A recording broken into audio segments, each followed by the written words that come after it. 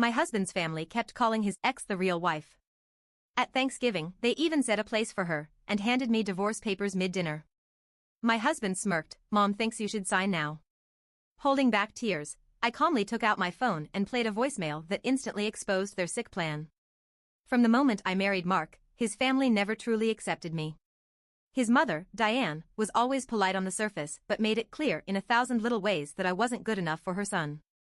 His sister, Rachel, would always bring up his ex-wife, Vanessa, in conversation, always with a sigh, always with a little glance in my direction, just to make sure I knew exactly where I stood.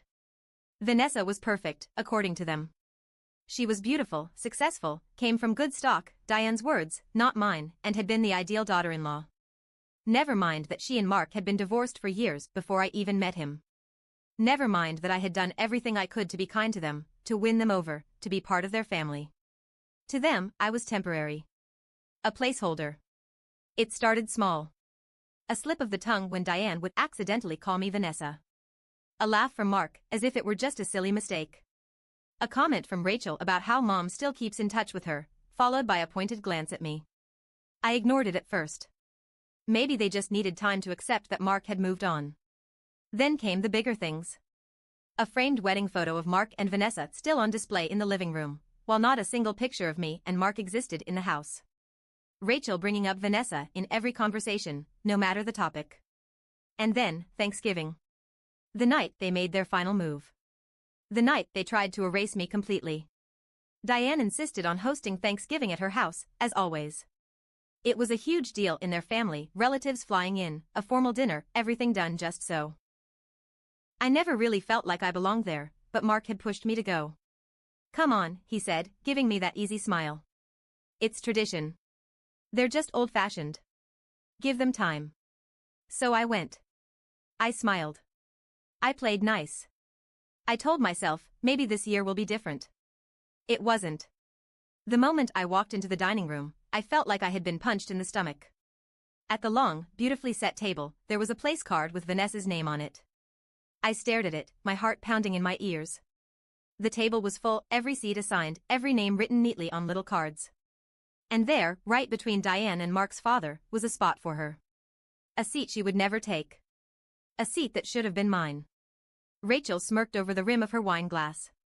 Oh, don't look so surprised, she said, with a little laugh. Mom still considers her part of the family. My hands clenched at my sides. I turned to Mark, silently begging him to say something. To do something. To stand up for me. He just rubbed the back of his neck and looked away. Diane smiled at me, like nothing was wrong. We like to honor tradition, dear. Tradition. Right. I swallowed hard and forced myself to sit down, even though everything in me screamed to run. I told myself, get through dinner. Just get through dinner. Then Diane slid a manila envelope onto my plate. I frowned, staring at the envelope. What's this? Mark finally spoke. And when he did, his voice was calm. Casual. Like he was talking about the weather. Mom thinks you should sign it now. My fingers trembled as I opened the envelope. Inside were divorce papers. Already filled out. My name typed neatly at the top. Mark's signature at the bottom. My throat closed. I felt the entire room watching me, waiting. I looked at Mark. You're divorcing me? My voice came out small, almost childish. Diane sighed, like I was being difficult. Sweetheart, don't make a scene. Rachel smirked again. The aunts and uncles avoided eye contact. We just think, Diane continued, that this is for the best. For the best. Like I was some mistake that needed correcting. Like I had been tolerated long enough and it was time for things to go back to how they should be. Mark still wouldn't look at me. I felt my chest tighten, my vision blur. I was humiliated. Betrayed. But I wasn't stupid. Something was off. Why now? Why here? Why in front of everyone? And then, I remembered the voicemail. 2 nights ago, I had gotten a voicemail by accident. It was from Vanessa. She must have thought she was calling someone else, because when I listened to it, I nearly fell off the couch. And now, sitting at that table, my heart hammering in my chest, I reached into my bag, pulled out my phone, and pressed play. Vanessa's voice rang through the dining room. Loud. Clear. Mark, I don't care if your mom is pushing for it. I'm not getting back with you. You need to stop this. It's pathetic. I already told you, a sharp, collective gasp from the table. Diane's fork clattered against her plate. Rachel's eyes went wide. I let the message keep playing. Also, stop telling people I cheated. You and I both know you were already chasing other women while we were married.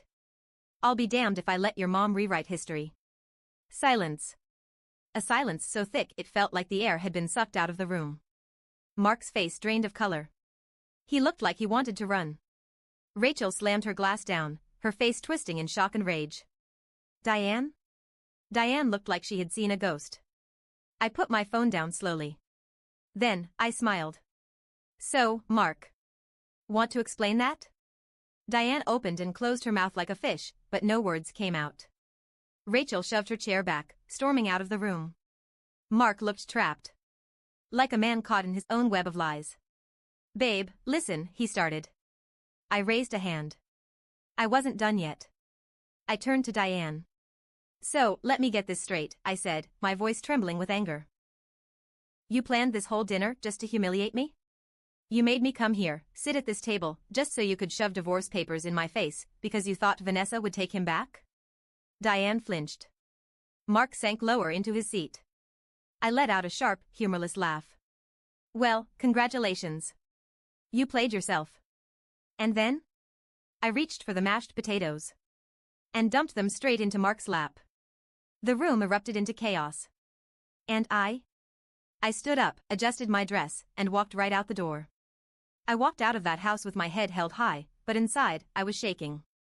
My hands were trembling as I got into my car. My heart was still racing.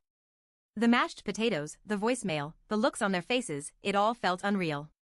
But one thing was crystal clear, they had planned this. They had fully expected me to sit there, humiliated, accept the divorce like some obedient little wife, and quietly disappear so they could bring Vanessa back in. Only, their perfect plan had blown up in their faces. I took a deep breath and started the car. My phone was still in my lap, the screen lit up with missed calls and texts from Mark. I ignored them. But as I pulled out of the driveway, my phone rang again, an unknown number. I almost didn't pick up. But something in my gut told me to answer. And when I did, I nearly slammed the brakes. Hello? I said cautiously. A woman's voice came through the line, shaky and urgent. Is this Mark's wife? My stomach twisted. Who is this? A pause. Then, my name is Olivia. And I think you need to know the truth about your husband. I gripped the steering wheel tighter. What truth? She hesitated, then exhaled. I've been seeing him. For over a year. I felt the blood drain from my face. He told me he was divorcing you. He told me it was mutual, she continued. But after what just happened, I knew he was lying. I didn't know how to reach you, but I found your number through an old email Mark left open. I couldn't breathe. Mark had another woman. A secret girlfriend. While his family was trying to push Vanessa back into his life, he had been sneaking around with someone else the entire time. Where are you right now? I asked, my voice deadly calm. I'm outside his apartment, Olivia said. He doesn't know I'm here. But I think you should come. I looked at the road ahead, then back at the house in my rearview mirror. I had a choice. I could go home, cry, pretend none of this was happening. Or, I could end this once and for all. I turned the car in the opposite direction. 20 minutes later, I pulled up outside an apartment complex I had never seen before. Olivia was waiting near the entrance, arms crossed, looking just as furious and betrayed as I felt. The moment I got out of the car, she stared at me for a long time, then shook her head. I can't believe I believed him. I gave a bitter laugh. Yeah, well. You're not the only one. She glanced up at the building. He's inside. I saw his car. I clenched my jaw. Let's go. We didn't knock. We didn't wait. Olivia had a spare key because, of course, Mark had given her one, and the second we stepped inside, the smell of his cologne hit me like a slap. And there he was. Sitting on his couch, scrolling through his phone, texting someone. Probably me. Probably her. When he looked up and saw us standing there together, his face went white. Babe, he said, looking between us. I folded my arms. Which one of us are you talking to? He opened his mouth. Closed it. His eyes darted toward the door, like he was already calculating an escape. Olivia scoffed. Don't even try it. Mark stood up slowly, running a hand through his hair. Okay, listen. This isn't what it looks like. I gave a humorless laugh. Really? Because it looks like you've been lying to both of us. And then, before he could spew whatever excuse he was about to make, his front door burst open. I spun around, just in time to see Diane and Rachel storming inside. What the hell is going on? Diane's voice was sharp, eyes blazing as she looked between all of us. Mark was still frozen, completely caught. Rachel's glare landed on me. What are you doing here? I folded my arms. Oh, just meeting my husband's mistress. Rachel's mouth fell open. Diane's face twisted in rage. That's not possible. Olivia snorted. Oh, it's very possible. Mark finally found his voice. Mom, it's not like that, Diane cut him off. I don't care about her, she snapped, jabbing a finger toward Olivia. We had a plan, Mark. A plan. And you're telling me you were sleeping with some random woman while we were trying to fix things with Vanessa? The room went silent. Rachel stared at her mother, eyes narrowing. Wait, what do you mean, we had a plan? Diane froze. Mark's entire face drained of color. And that's when I realized Rachel hadn't known. Diane had planned everything behind her own daughter's back. I tilted my head. Yeah, Rachel. Tell me, did you know your mom was trying to set Mark up with Vanessa before he was even divorced? Rachel whipped around to face Diane. You told me you weren't involved in that. Diane scoffed. I did what was necessary. Vanessa was perfect for him. I was trying to save this family from, she gestured wildly at me and Olivia, like we were dirt under her shoe. Rachel's face darkened. You lied to me. Diane's nostrils flared. Don't be dramatic. But Rachel wasn't listening anymore. She turned back to Mark, pure disgust on her face. You're pathetic, she spat. You let Mom control your entire life, and for what? A marriage that was already over? Mark stayed silent. Rachel shook her head. You know what? I'm done. I don't even care what happens to you. She turned to me, eyes filled with something almost like regret. And I'm done with this family. Then, without another word, she walked out. Diane stood there, seething. You ruined everything, she hissed at me. I smiled. No, Diane. You did that all by yourself. And then I turned to Mark. Now, about those divorce papers. Mark opened his mouth, but no words came out. He looked at his mother, then at Olivia, then back at me. He was trapped, and he knew it. The silence in the apartment was thick, like the moment before a storm. Then Diane, always the one to take control, let out a sharp breath and pulled herself together. She smoothed down her sweater and turned to Mark, her voice low and firm. We're leaving, she ordered. Mark hesitated, eyes flicking between me and Olivia, but he knew better than to defy his mother. He stepped forward, but I blocked the door. He blinked. Move. I smiled. No, his jaw clenched. I don't have time for this. Oh, I think you do. I pulled my phone out of my bag, tapping on the screen. Because before you walk out of here like the pathetic coward you are, you might want to see this. I turned the screen toward him, hitting play. Another voicemail. But this one wasn't from Vanessa. It was from his boss. Mark, we need to talk. I don't know how you thought you'd get away with submitting 2 separate expense reports for the same trip, but the finance team caught it. And when we looked deeper, well, let's just say you better have a damn good explanation for why company funds were used for luxury hotel stays and jewelry. The voicemail ended. The color drained from Mark's face. Diane stiffened. What is he talking about? I smirked. Oh, you didn't know? Mark's been committing fraud at work. And you want to guess what those luxury hotel stays and jewelry were for? I turned to Olivia. Her face had gone pale. You son of a... Olivia took a threatening step forward, but I held up a hand. Oh, it gets better, I said sweetly, looking back at Diane. See, Mark has multiple secret credit cards. And when I started noticing charges that didn't add up, I did a little digging. Turns out, some of those business trips he was taking? He wasn't alone. Diane spun toward her son.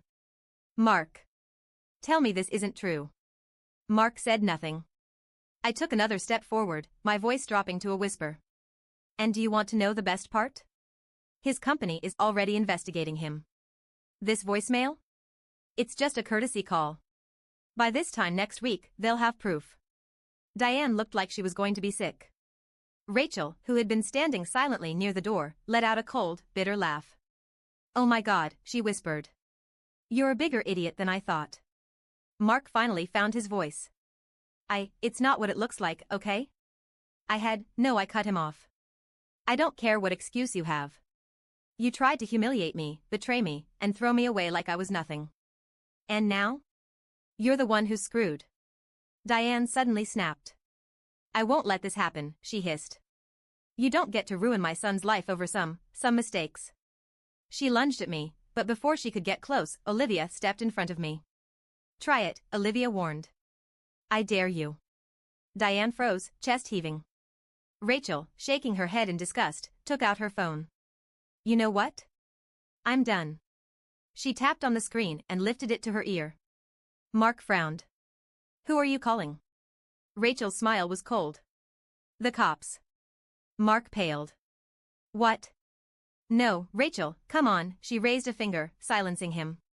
Hi, yes, she said into the phone. I'd like to report ongoing financial fraud at company name. I have some evidence you might be interested in. Mark lunged for her phone, but Olivia and I stepped between them. I crossed my arms. You're done, Mark. His face contorted with rage. You think you've won? I raised an eyebrow. Haven't I? Diane, still standing stiffly, turned slowly to face me. Her expression was pure, icy hatred. This isn't over, she whispered. I tilted my head. Oh, Diane. I smiled. It definitely is. And as sirens began to blare in the distance, I knew this was only the beginning of their downfall. Mark was pale, his mouth opening and closing like he was trying to come up with a way out of this, but there was none. Rachel was still on the phone with the authorities, her voice clear and unwavering as she reported his fraud. Diane was frozen, her hands shaking, her carefully controlled mask crumbling by the second. I could tell she was trying to figure out how to fix this, how to protect her golden boy, but there was nothing left to fix. Olivia and I stood side by side, united in the betrayal we had suffered. And then, Mark did something unbelievable. He turned to me, eyes dark with anger. This is all your fault, he hissed. I let out a hollow laugh. My fault?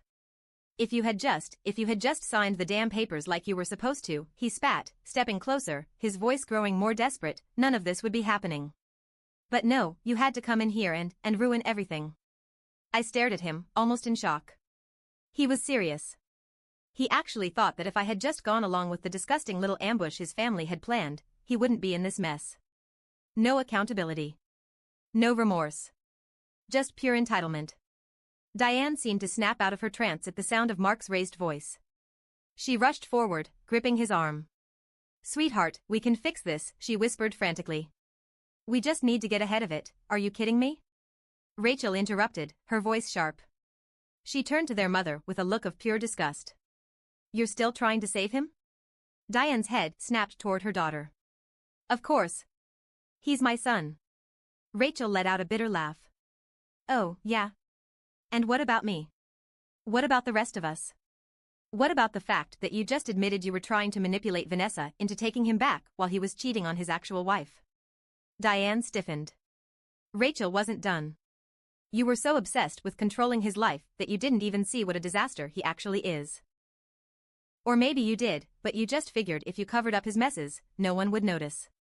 Diane's lips parted like she wanted to argue, but for the first time in her life, she had nothing to say. Mark looked between them, realizing what was happening. His one true supporter, his mother, was starting to lose control of the situation. And then, in true pathetic fashion, he turned back to me. Please, he begged. You don't have to do this. I tilted my head. You mean, I don't have to ruin you? He swallowed. I made mistakes, okay? But we were good ones, weren't we? His voice softened, his eyes desperate. We could still fix this. I stared at him, feeling nothing but pity. You don't get to ask me that, I said, my voice eerily calm. Not after what you did. Not after what you tried to do to me. And then, I stepped aside, just as two police officers walked into the apartment. Mark turned, startled by the sight of the cops. "Mark, last name?" one officer asked, already reaching for his cuffs. "You're under arrest for financial fraud and embezzlement." Diane gasped. No, this is a mistake."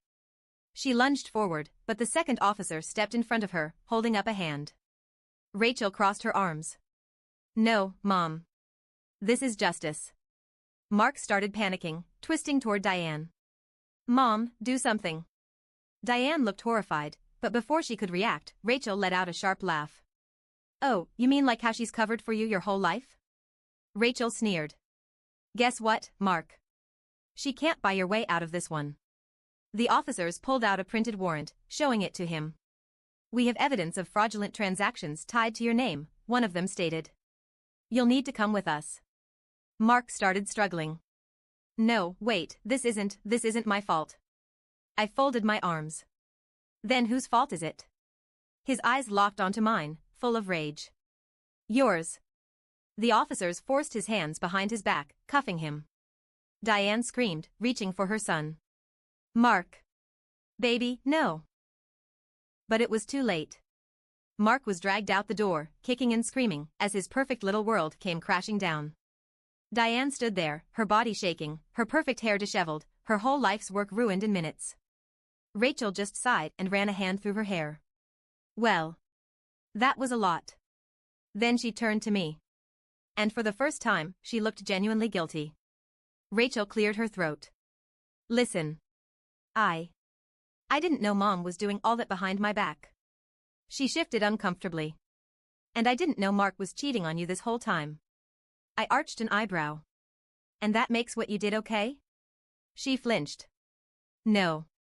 It doesn't." I let the silence stretch. Let her sit in it. Then she sighed.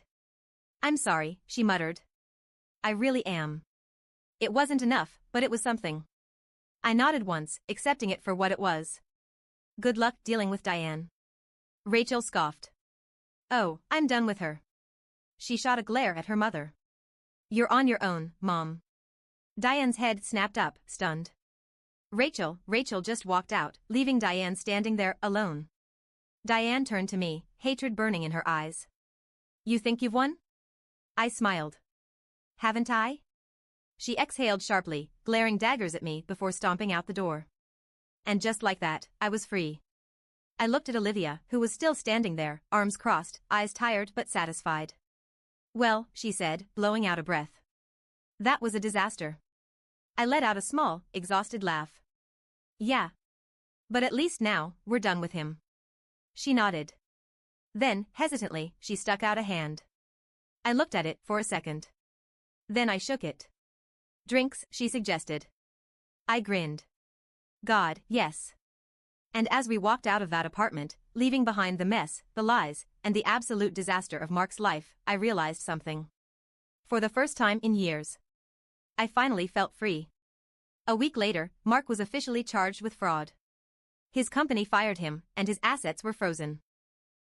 Turns out, his financial crimes were way worse than I originally thought. Diane tried to fix it, but she couldn't. Her golden son was done for. Rachel cut off her entire family and moved across the country. She and I never became friends, but we left things on neutral terms. And Vanessa? She sent me a single text after everything went down. "I always knew he was trash. Glad you got out." And me? I took everything I was owed in the divorce. Half of his assets. The car. A chunk of his retirement fund. And then? I disappeared from their lives. Forever. Best decision I ever made.